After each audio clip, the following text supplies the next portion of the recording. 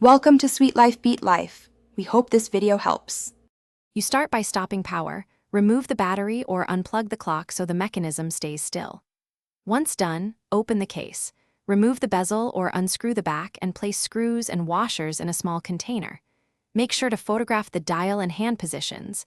This gives you a reference when reassembling. Now, locate the minute hand's hub and the small retaining nut or friction sleeve. These are what hold the minute hand in place, and you will release them carefully. Once the minute hand is free, lift it straight off using a hand puller or a thin plastic wedge to avoid bending. Then inspect the cannon pinion.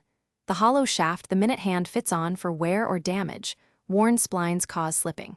Make sure the minute hand hole is not enlarged, and confirm the hour hand still seats correctly. If the pinion is loose, you will either tighten the retaining nut, press the pinion back on its shaft, or replace the mechanism depending on the damage.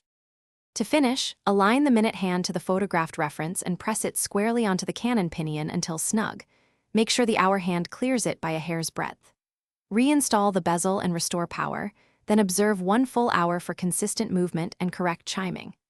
If the hand slips or binds, remove power again and check for debris, bent hands, or a worn pinion. If slipping persists, replace the movement or the cannon pinion. That usually fixes persistent slipping problems. Thanks for watching. Consider subscribing if we helped you.